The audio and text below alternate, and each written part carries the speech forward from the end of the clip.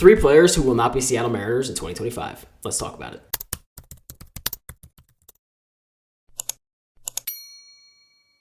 So in today's video, we're going to be discussing some Seattle Mariners who were on the team in 2024 and may not be on the team in 2025. Some may be a hot take, some may be very obvious, but let's get into it. So the first player on this list, and somebody that we talked about in the last video, is Jorge Polanco. As most of you know by now, he has a $12 million club option. As you can tell by this screenshot on your screen, that a lot of Mariner fans are very in the middle. A lot of them think they should keep him for 2025, and a lot think they should get rid of him. Now, we're not going to go into his statistics from last year, as I did that a lot in the last video. But as you can see, this is a very, very tough decision for the Mariners to make. And as we know, Jerry and Justin were very, very excited to go out and get Jorge Polanco last year. So to me, I do believe that they should keep him. That is just my personal opinion. I think we should give him another shot. Here's the main reason why I don't believe they will keep him. And that is because based on his $12 million option, they can use this money towards arbitration, give him a $750,000 buyout, and use this $11+ million to help pay arbitration cases this offseason. It's unfortunate. We know how cheap they are, so I think this is definitely the option they are going to go with, is using his money that they would have spent in 2025 and just use it to pay guys that are going to be making a lot more in 2025 than they did in 2024. So I think it is definitely up in the air, especially with his injury, and maybe it will help him or maybe it will make it even worse for him.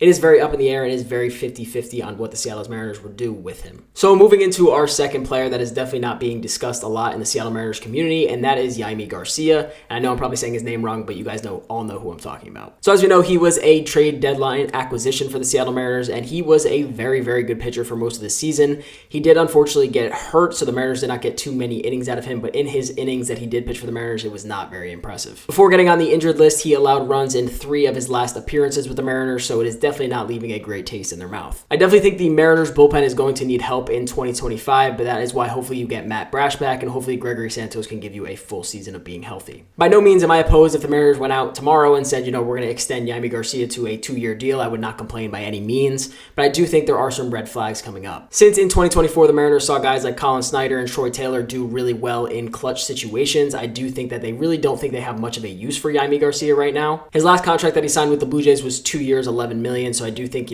that's Jorge Polanco's buyout, so, it's kind of a toss-up whether they decide to go after that or not, especially with the injury history that he had this season alone. This season, he had an elbow problem, and a back problem. He is getting older. He is 34 now, going to be 35 next season, so these are definitely some red flags. So, if they could somehow bring him back on a 1-year, $4 to $6 million deal, I would not be opposed to it, but then again, I don't really think it's worth it if, it's taking away the possibility of going out and getting a bigger bat this offseason. So for those few reasons and those few red flags, those are some reasons why I don't think he will be back in a Mariners uniform in 2025. And now this third one may either make some people angry or a lot of people will agree with it, but my number 3 player in this is Mitch Haniger. For those of you who do not know, Mitch has a player option in 2025 where he'll be getting paid $17.5 million. Now, by no means do I expect Mitch to not take this player option that he has for the 2025 season, because that is a lot of money for a guy very, very much underperforming for his expectations. I mean, there is no doubt since 2021 he has been going downhill ever since, he was with the Giants last year. We had a negative .7 WAR in the 61 games that he played because of injuries. And last year he did end up playing a lot of games. 121 games is a lot. A lot of people weren't sure how many he was going to get in. But during those 121 games, he had a .208 batting average with 12 home runs, 44 RBIs, and a negative .6 WAR, as well as a 71 and an 85 WRC plus in his past 2 seasons. So there's no doubt Mitch is trending downhill, and with a very stacked Mariners outfield, I think that it's going to be a very tough decision on what they are going to have to do with him. $17.5 million is a lot to give out to a guy who is very much underperforming to his expectations and posting up back-to-back negative WAR seasons, as well as very, very subpar WRC plus seasons. So ideally in this situation, I would love for the Mariners to be able to, add him as a trade piece, sending him off, and maybe they pay half his salary while the other team pays the other half, because I don't really think there's any team out there that is going to pay $17.5 million for Mitch to come to their club. Like I've said in previous videos, I'm not a massive contract expert, but in my mind, trading him in another package with some prospects or, maybe another MLB-ready player to a team to hopefully get another bat or a relief arm in would be a solid idea. So like I said, that might be a hot take for some of you, but I think a lot of you were very disappointed with how Mitch played last season and don't really see it trending uphill anytime soon. And to be honest, he is terrible on the road. He